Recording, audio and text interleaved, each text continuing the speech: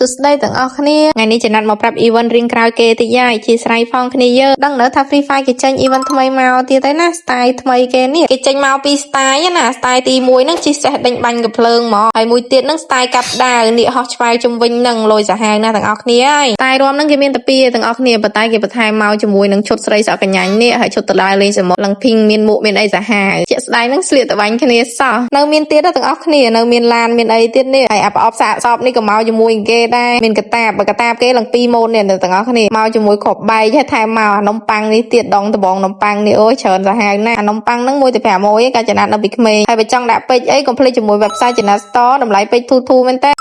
$9.39នេះដាក់ភ្លាមទទួលបាន1220ពេជ្រទាំងអស់គ្នាជាមួយនឹង VIP 3ការនេះហើយ claim រយៈពេល1ខែពេញសរុបមកឡើង3000ពេជ្រទាំងអស់គ្នា VIP កដាលវិញតម្លៃតែ$1.55ទេដាក់ភ្លាមទទួលបានឡើង200ពេជ្រដែរនឹងហើយ claim មួយថ្ងៃ35ពេជ្ររយៈពេលមួយអាទិត្យដែរអាហ្នឹងក៏ចំណេញមិនណយដែរទាំងអស់គ្នាហើយចំណាត់មានតែប៉ុណ្្នឹងឯងកុំភ្លេច like share video follow ម្នាក់មួយផងណាអរគុណច្រើនបាយបាយ